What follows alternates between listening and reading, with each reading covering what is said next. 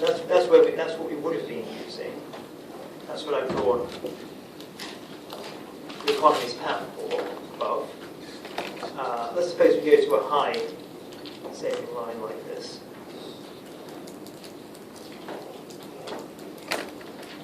So let me try to draw the comparison more carefully here. So suppose we start them out at the same point.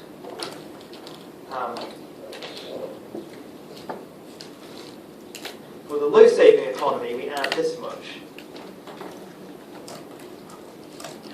to capital in 1 year. And then the year after, we add that much. And then maybe that much.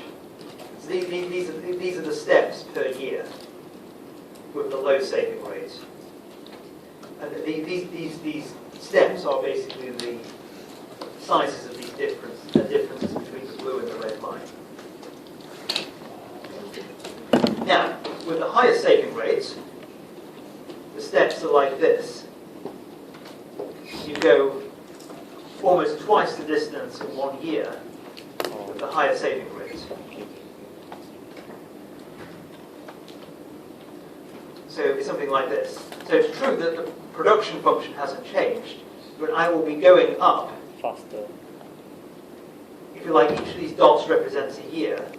My dots will be further apart with the high saving rate than they would be with the I don't know how clear it is. I don't know how clearly you can tell these colours apart, but the dots will be closer together with the low saving rate. Okay, thank you. So you're not changing the production function, you're moving up it more rapidly. That's why growth is faster. Why you're moving up it more rapidly is you're adding more to capital each year with a higher saving rate. So you're moving horizontally at a more rapid rate. That means you're moving up this production function at a more rapid rate.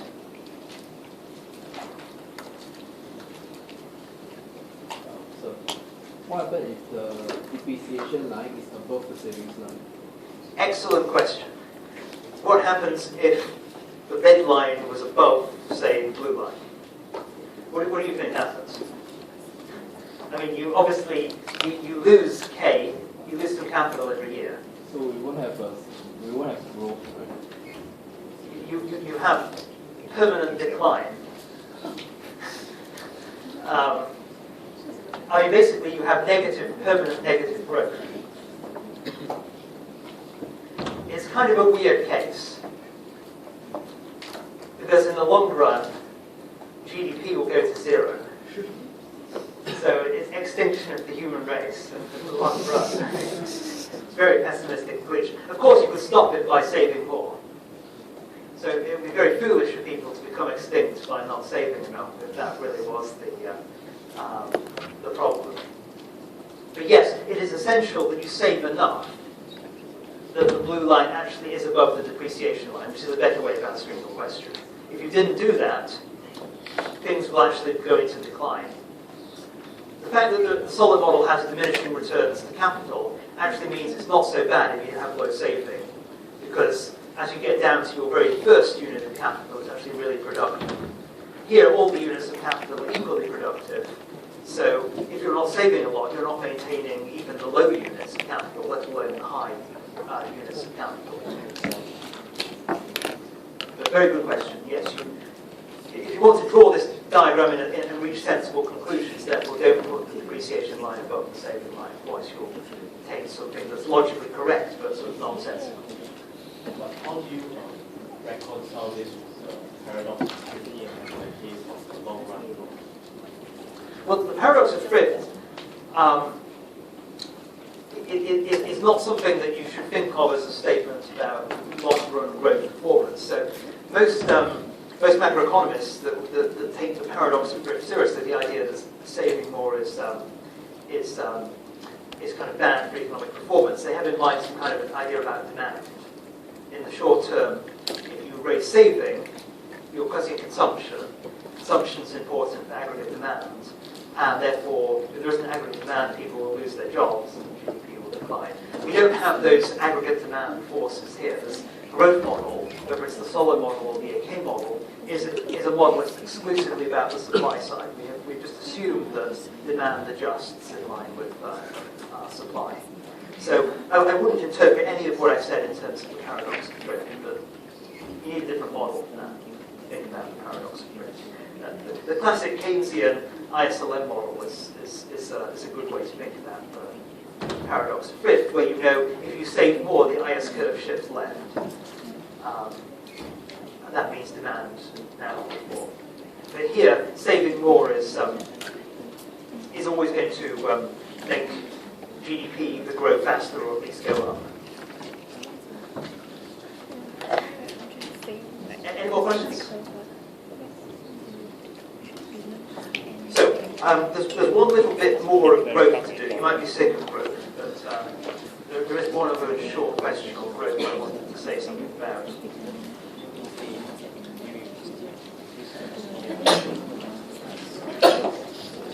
That's number 2.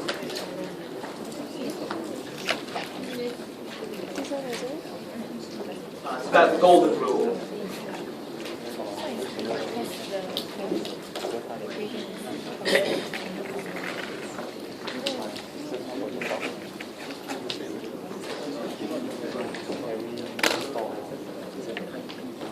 So reaching the golden rule of capital requires short-term sacrifice, consumption, and long-term gain.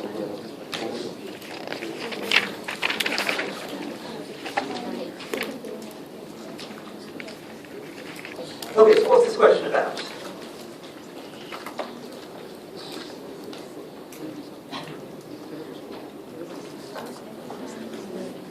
So, why is more saving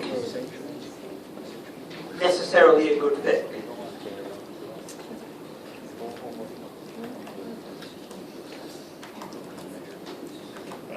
So, in the short run, various economists of the Keynesian persuasion see saving as a bad thing because it reduces demand.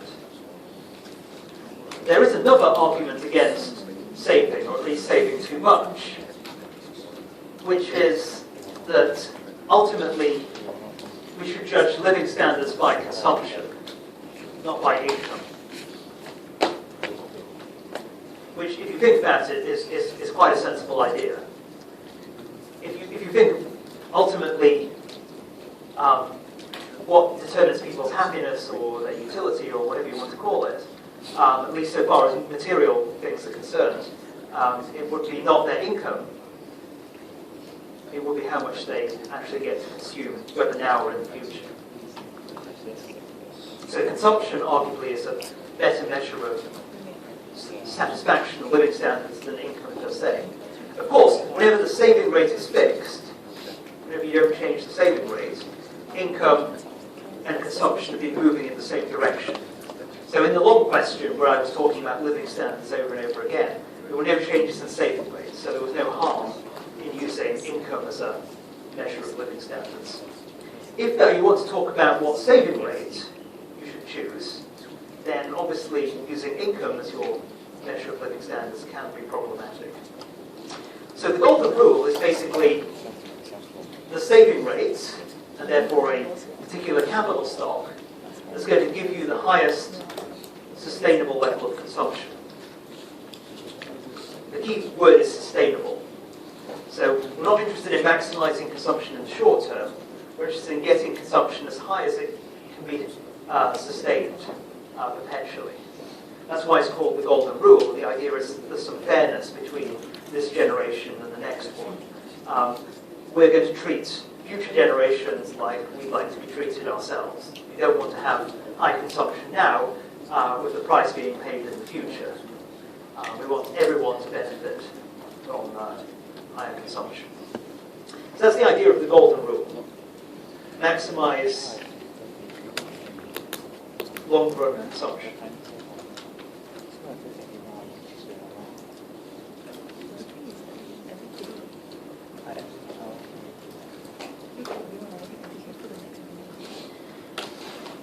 Long run meaning in the steady state. So this is it's not made explicit, but you normally do the analysis of the golden rule in terms of the solid model, so a model where there is a steady state, so long run means in steady state. So the question is all about what process of transition is needed to get from not following the golden rule to following the golden rule. To answer the question, of course, we need to be precise as to how we find the golden rule first. So let's just start off with a solid diagram.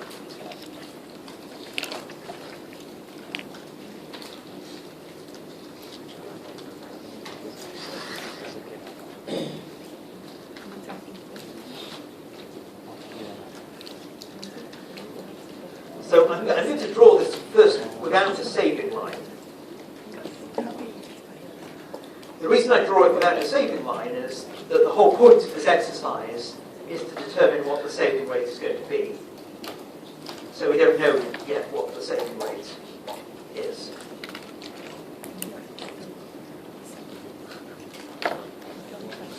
So I've just got a production function. And I've got a depreciation line.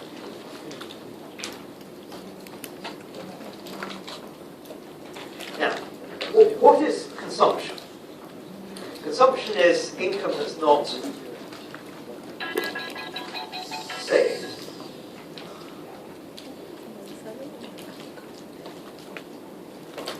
So in other words, 1 minus the saving rate times income, which is f of k.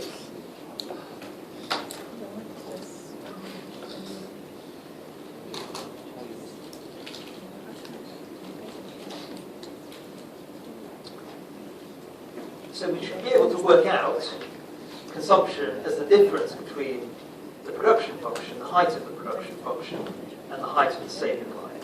Now I haven't drawn the saving line as the picture, but if you remember, in steady state, in the long run, the saving line has the same height as the depreciation line. So actually, the most appropriate measure of long-run consumption is the difference between the production function and the depreciation line. The justification is that S times f of k will equal the height of the depreciation line if we're talking about the long run. That, of course, is only true in the long run, in steady state.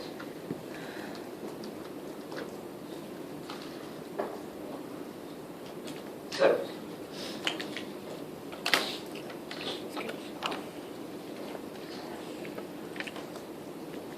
suppose we manage to get a saving rate that will support this level of capital, this low level of capital,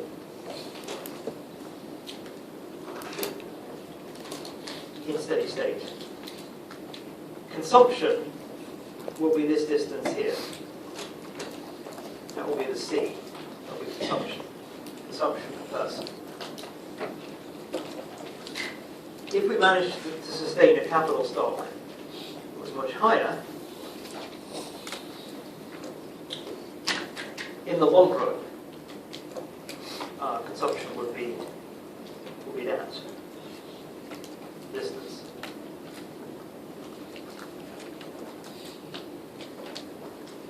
So how do you choose what capital stock would be best in the long run? Well, you might first establish which are the worst ones. Worst ones presumably are 0. For obvious reasons. No capital, no income, no consumption. Also,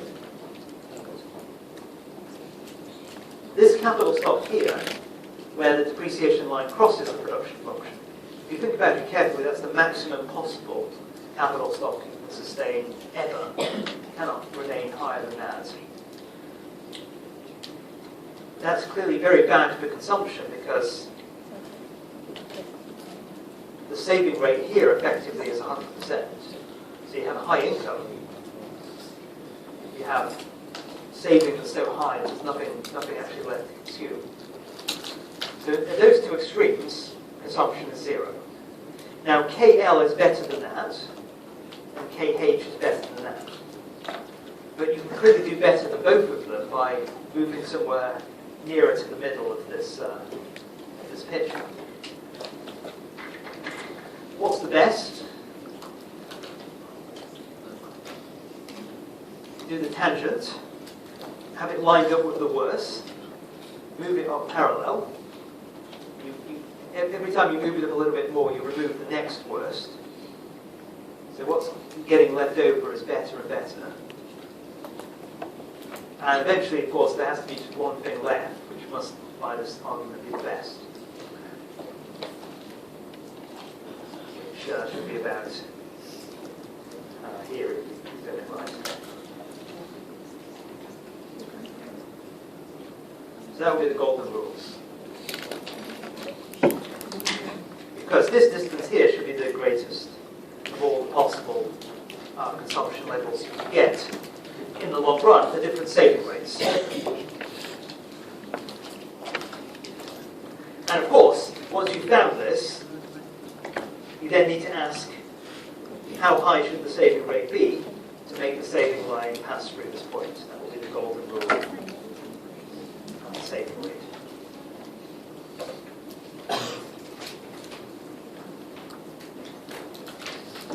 So this one is the maximum.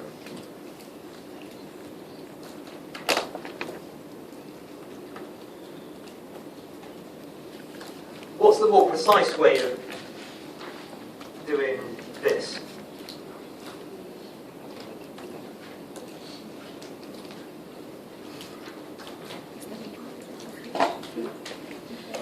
Get back to marginal product again. Gradient of the production function. Clearly, if you find the tangent to be the maximum, this line is parallel to the depreciation line, you need the slope of this line to be delta plus n. So you need the marginal product to do what? To be delta plus n. So the mathematically correct way of defining the golden rule is marginal product, i.e. the derivative of the capital stock. The derivative output with respect to the capital stock equals delta plus n.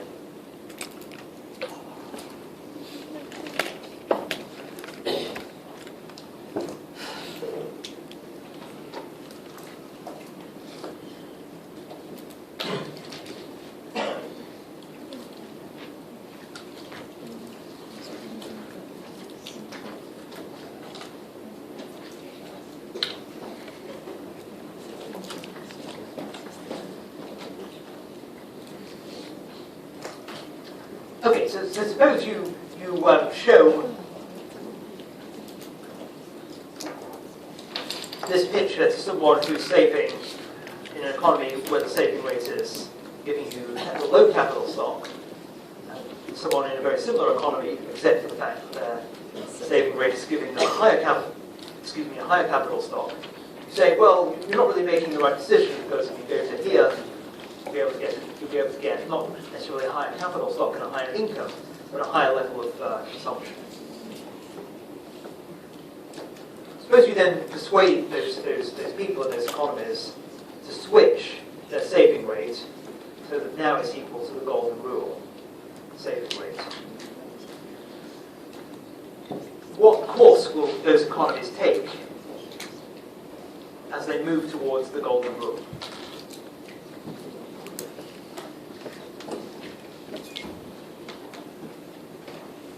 So,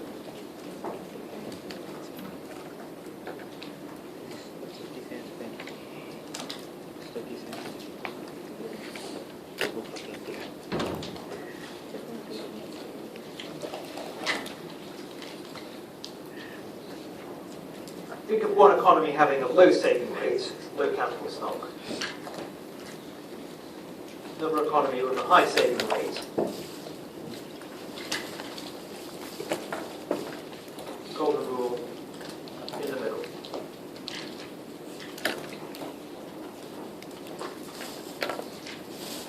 suppose you persuade them to move to the golden rule.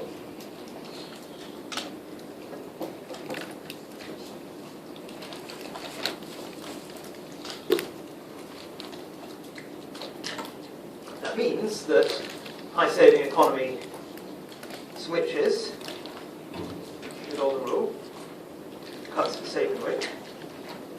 Low saving economy raises its saving rate. They're otherwise identical, so they're going to the same saving rate. SGR, that's the one that got us to maximum consumption.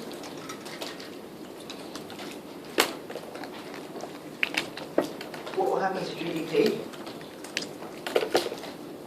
per person? Well, you can clearly see that the low capital stock, low saving economy has low steady state income. The high capital stock, high saving economy has high income. And the golden rule economy has an income level that's actually intermediate.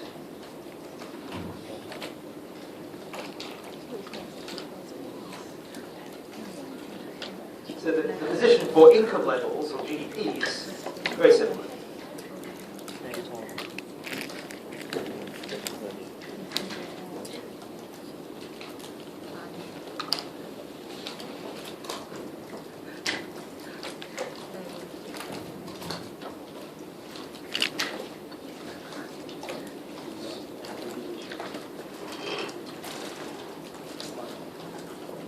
Does this graph for GDP over time end up looking like the pattern we see here? So again, I took the easiest assumption that straight away you go from high saving to golden rule saving. One economy, the other economy, low saving, golden rule saving. Will the path for GDP take the high saving economy to the golden rule economy's GDP straight away? No, because there'll be the usual gradual transition. I'm not going to spell out the steps because we've gone through them many, many times now, but there will be a slow transition. Down from the high capital, high income economy to the golden rule, up from the low saving, low capital, low income economy to the golden rule.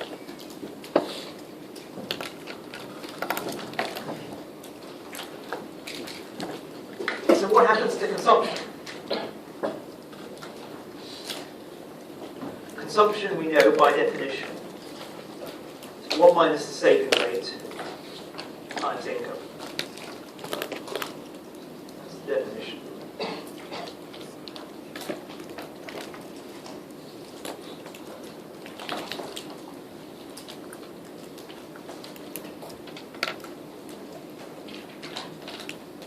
So can you show me, using this information, what will happen to consumption per person in these two economies? Fill in this graph. Let me give you till 25 past. Take a break if you want, but try to fill in the final diagram. What happens to consumption?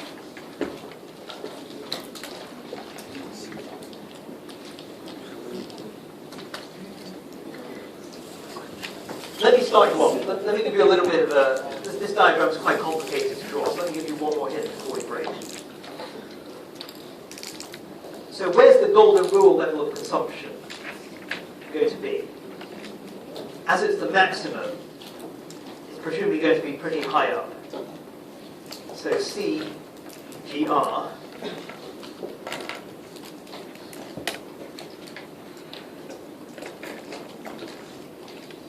let's call that steady state golden rule consumption. Then we have, in no particular order, the consumption, the steady state consumption for the low saving economy, and the steady state consumption for the high saving economy. You might ask, why do I put L over H? The answer is they could be any way round. All we know is that the golden rule is better. We don't know which of these two is actually the worst. Not necessarily that the low saving economy is the worst, it could be the way around. Now, all these economies were in steady state.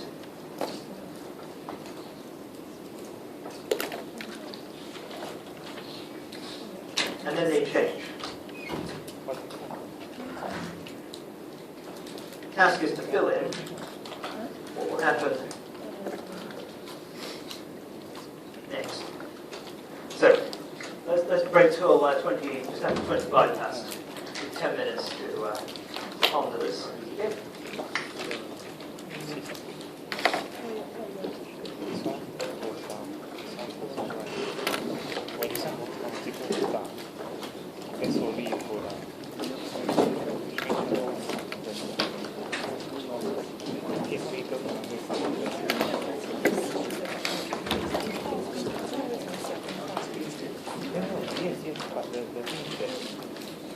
The reason why is because you must see where you're saving first.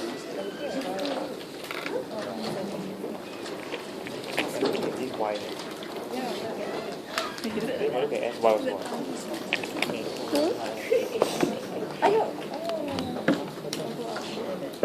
Why is consumption? Instant, they come back, alright.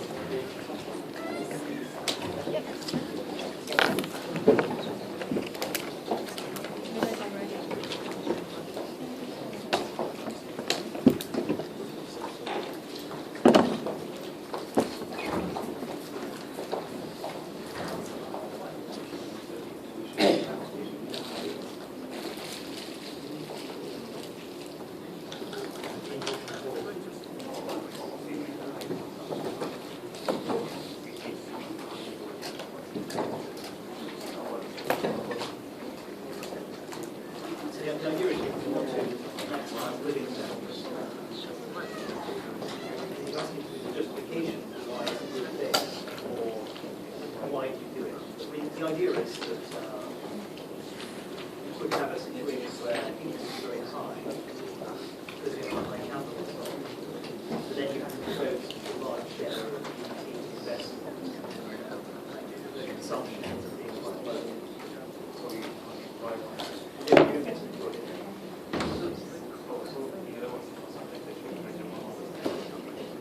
Yes, because if you think about it, goods and services used to maintain machinery don't directly contribute to human happiness, they indirectly contribute to the extent of markets. That was the idea.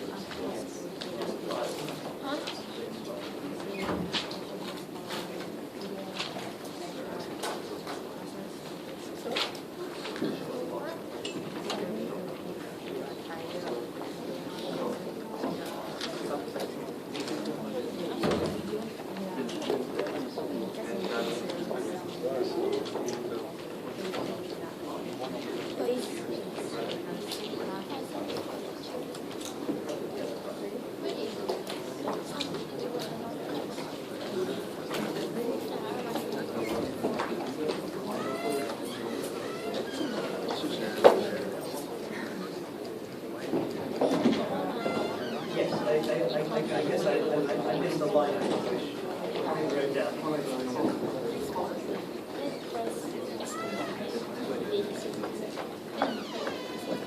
So the mathematical equation of the golden rule is saying that the best up to the point where the marginal product appreciation. The idea behind that is investing in capital obviously does produce and having higher GDP means there are more resources to spend.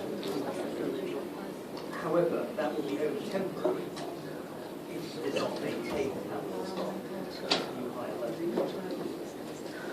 Each unit of capital is a cost delta that is taken, and as you're actually maintaining it, work also so unless the marginal product covers the delta, what is adding to GDP less than what you need actually to maintain the capital. I think it's got to maintain the big advantage of having it shorter, but if you want to keep it at that level of 10, therefore it needs to cover it.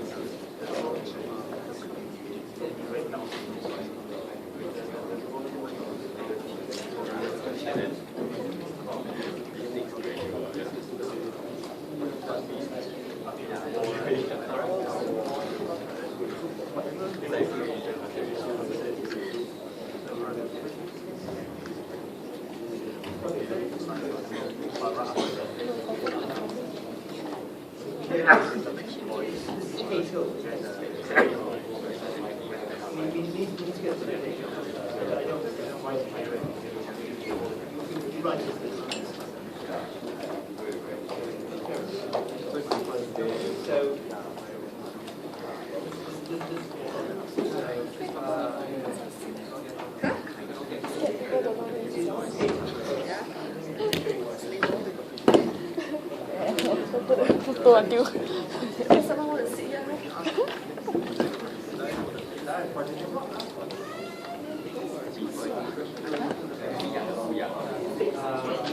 You can throw it away. She got bubble.